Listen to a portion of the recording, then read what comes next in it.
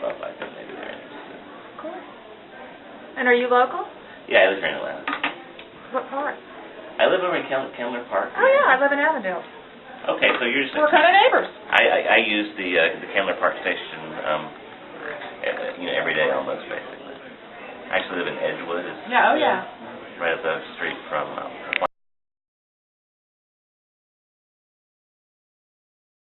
Jack Riggs. These are best-selling authors that have been around for a long time and have been friends of the library for a very long time. They've done programs for us before. Also today with us is Paul Guest, and he is the recipient of the prestigious Discovery New Writer of the Year Award, which is given by Barnes & Nobles, and that's a great honor. So congratulations, Paul. While you're eating, the authors are going to discuss their journey writing, and also they're going to tell us how they think To Kill a Mockingbird influenced and cast a larger-than-life shadow over every novel written since. So welcome to our authors. Well, thank you all for coming and for breaking bread here today and listening to a little bit about the history of an incredible book, perhaps the way it's influenced our lives and our career as writers. I guess I'll start by growing up. I was quite a rambunctious child. I wasn't much of a reader, but certainly had it in my memory. When I started writing, I would have to be honest with you and tell you that I don't think that I was thinking about Harper Lee and To Kill a Mockingbird when I was starting to write. I was reading contemporary authors that had inspired me. Pat Conroy, Lee Smith, Joe McCorkle, Lewis Norden were authors that I read, as well as John Irving was a very influential author in my life, all contemporary. And an interesting thing happened when my first novel came out, When the Finch Rises, was published in 2003. At that time, the publisher, which is Ballantine Books, they have the whole marketing thing, and of course that's sort of the big machine behind books once the books are written, and they decided to sort of make a comparison.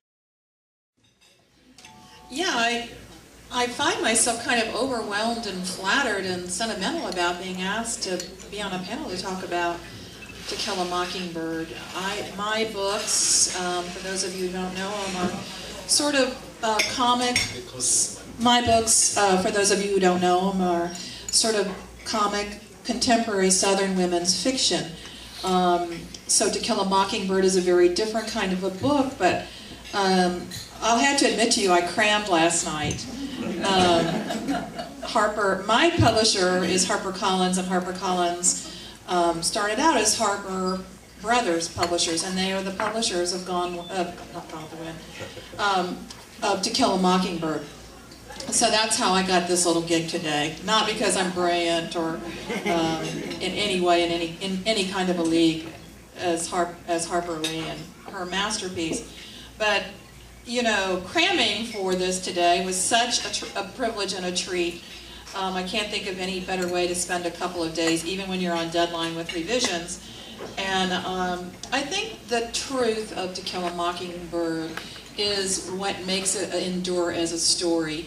When you read this book, the voice of Jean Louise Finch is so distinctive. It can be no other voice. The story is told from Scout's point of view, and Jem, you know what a decent soul he is, and you meet the Shane of this book, and Atticus Finch is Shane. He's a quiet, decent man, old enough that I can remember going to the water fountain at the back of the A&P store where my mom shopped, and there was a water fountain that said colored.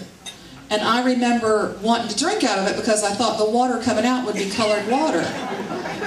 And my mother snatched me away from that water fountain right quick. I can tell you that. And I think those experiences, growing up in a time and a place like that, those experiences color the books, the stories that you write. And so I try to write that truth. I write novels that are funny, and they're funny about Southerners, I think. And I like to poke fun at Southerners because we are funny. We talk funny and we think funny.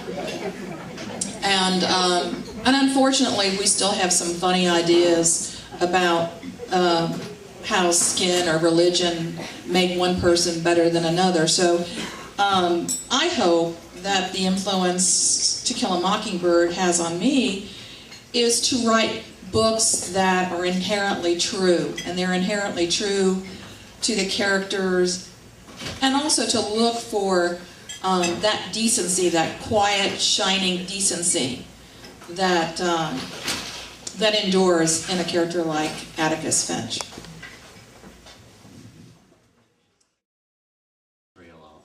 Throw some mashed potatoes up here or something. Or pass some mashed potatoes. That actually sounds really good right now. Hi, you know, I'll confess to cramming for this event as well. But I did it with audiobook. You know, I was listening to Sissy Spacek's reading of To Kill a Mockingbird.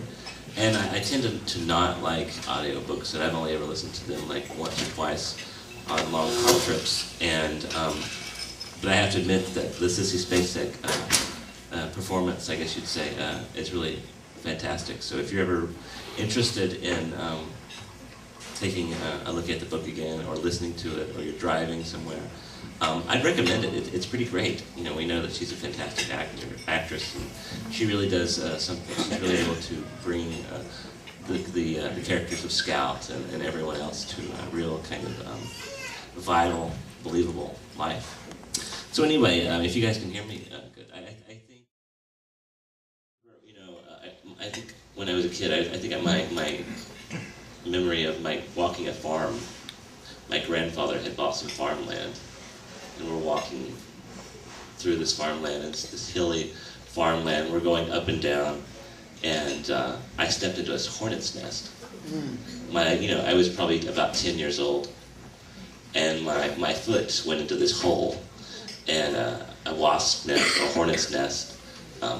They had built their nest down in this hole, and my foot just went right down into it. And of course, they all swarmed up, and one stung me right on my neck. So my grandfather took one of his cigarettes out of his pocket and broke the tobacco into his hand, and he spit into his hand. He made kind of a poultice out of it, and he placed that onto my neck. And of course, I thought that was the grossest thing that I'd ever, I was like, what are you doing?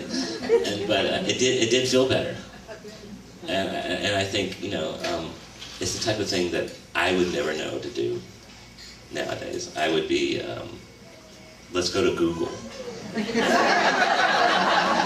Let's go to Facebook and see what we're supposed to do here. But it was kind of knowledge that was born out of. I'm Mary Kay Andrews, and I am here today for a great program celebrating the 50th anniversary of To Kill a Mockingbird. And at the same time, I am armpit deep in revisions for my next novel, which right now is called Summer Rental. It'll be out next summer, and it's a story about 3 Savannah gals who are lifelong friends, who their lives have taken different turns, but they decide to come together for the month of August, and they rent a beach house together at Nag's Head on the Outer Bank, and things happen.